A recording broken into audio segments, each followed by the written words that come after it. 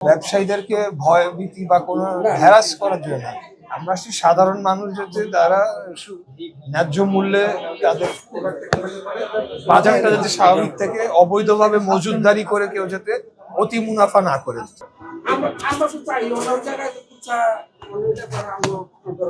হ্যাঁ, এখানে আপনার করণীয় যেটা সেটা হলো আপনি ভাউচারটা যথাযথভাবে দিবেন। আমরা প্রত্যেকজন এই যে মাত্র একজনের কাছে বেশি বলা হয়েছে স্যার আরেকটা বিষয় জানার আছে। এক্সকিউজ মি, আপনি কি আদা নিজে ইম্পোর্ট করেন নাকি ব্যাপারীদের কাছে সংগ্রহ করেন? ব্যাপারীর কাছ থেকে বিক্রি করি। ব্যাপারীদের কাছে বিক্রি করেন আপনারা? Commission agent. তাহলে যে আদা যারা ইম্পোর্ট করে সেই ইম্পোর্টের ডকুমেন্টস কি আপনার কাছে রাখা হয় একটা কপি করে? না, ডকুমেন্টস না রাখলে কিন্তু অনেক সময় মার্কেটে অস্বাভাবিক কিছু সংকট কোনো ব্যবসা তৈরি করার চেষ্টা করে।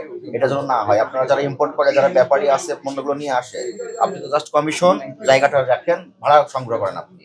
মূল ব্যবসায়ী কিন্তু যারা ব্যাপারী তারা, সুতরাং তাদেরকে কিন্তু রসিদটা আপনার কাছে রাখতে হবে, তারা কত করে কিনেছে যদি সে তথ্য রাখতে হবে এবং যৌক্তিক পর্যায়ে মুনাফা করে আপনাকে ব্যবসা করতে হবে এবং সরবরাহ স্বাভাবিক রাখতে হবে, এটা আপনার নিশ্চিত করতে হবে। আর আপনি যে মূল্য তালিকা প্রদর্শন করেছেন ওইটা আরেকটু বড় করে একটা সহজে দৃশ্যমান স্থানে প্রদর্শন করবেন এবং এই পণ্যগুলো যেহেতু ব্যাপারীরাই কিন্তু পাকা রসিদটা আপনাকে জমা দিবে।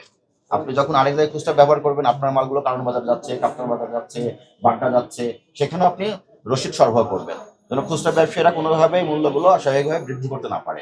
এটাই আমাদের দেখার মূল উদ্দেশ্য। ঠিক আছে স্যার, বাজার মোটামুটি স্বাভাবিক আছে।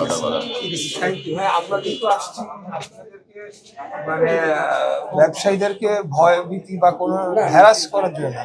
আমরা আসছি সাধারণ মানুষ যাতে তারা ন্যায্য মূল্যে তাদের বাজারটা যাতে স্বাভাবিক থেকে অবৈধভাবে মজুতদারি করে কেউ যাতে অতি মুনাফা না করে।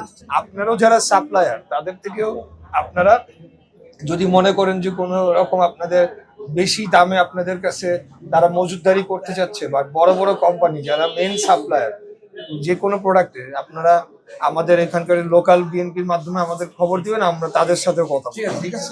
ওকে, থ্যাংক ইউ, ভালো থাকবেন।